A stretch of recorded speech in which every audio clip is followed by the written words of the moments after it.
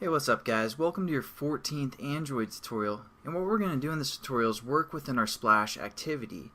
Basically we want the splash activity to sleep for 5 seconds and then open up a new activity, basically our starting point activity, and we're going to accomplish this by using a thread.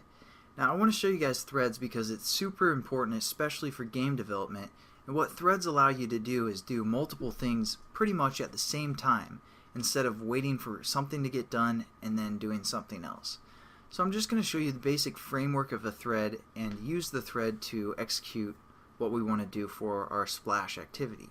To set up a thread, it's just basically like every other variable we've set up. We define what type it is, and it's going to be of the type thread. And we're going to call this thread timer because basically it's going to be timer that counts for 5 seconds and then starts an activity. Now, how we're going to set this thread up is basically create a new thread. So we're going to say new thread.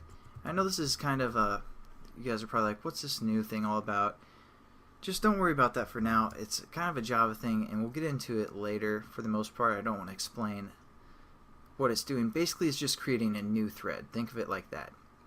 So just say a new thread with parentheses, and then we're going to hit an open bracket and hit enter.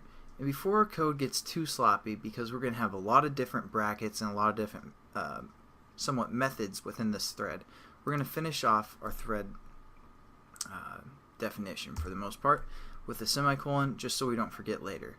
Now what a thread is looking for is a method called run. So we need to set up this run method within our thread that we defined. So we're going to say public, again public is accessible to everyone for the most part, public void, meaning it's a method, and run with parentheses, and then we're going to set up a new pair of brackets. As you can see, the brackets are already getting kind of confusing, so I'm going to try and keep them all on the screen so you guys can make sure you're doing this right. Now basically within our run method, we want, anytime we do something sketchy, like if you guys ever wanted to go streaking across a football game and you thought that'd be awesome, so you're gonna try to do it, but sometimes it wouldn't work because you get arrested. Anytime you do something sketchy in programming, you also have to use a try bracket. So we're gonna try to let our program do something for the most part, and that's what this is gonna do. And if it can't do that, we're gonna catch the exceptions, or basically if we can't do the action that we're trying to perform, most likely there's some sort of error or an exception. So we're going to try and catch those exceptions and use them for debugging. So we're going to say catch exceptions, and basically to catch exceptions you tell the computer what kind of exceptions you are looking to catch. And for this instance we're going to say interrupted error. Interrupted exception. What am I doing? That's the type of exception we're going to try to catch, and it's called E. Now within this, basically this catch again is trying to catch these type of exceptions if they pop up. You guys don't really need to know what this exception is for the most part right now. This is mainly for debugging. So again, put a new bracket right here, and we have to import interrupted exceptions, or actually it's giving us an error because we aren't trying to do anything, so there's no way there's going to be any exceptions. But that will go away in the next tutorial. And there's where we're going to try and catch those exceptions. And the last thing we can do is do a finally method. So there we go. Within our run class we have a try. We're going to try to do some methods or try to do something. If we can't do those methods, or something runs, if our application's running too slow for some reason, it's going to catch the exceptions, and we can use that for debugging.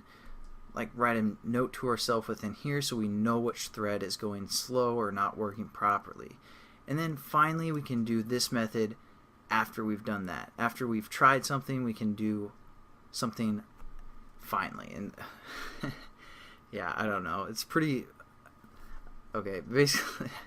Basically yeah, this is our last little chunk of code that we can use if we want to try one last method after we've done whatever we tried in these brackets. So hopefully that's not too confusing. We're going to set up what we want this thread to do in the next tutorial.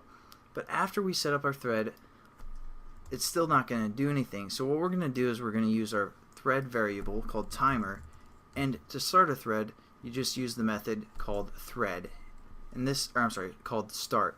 And this is from the thread class, so we can use this method because again it's a thread variable. So we're just going to hit start and then semicolon, and that will start our thread. Again, we haven't defined it to do anything. I just wanted to show you the framework of how you set up a thread and some of these try, catch, and finally type of things. So thanks again for watching, guys. I'll catch you in the next tutorial. Sorry, I'm getting kind of tired, so if I wasn't super enthusiastic, I apologize. So have a good day.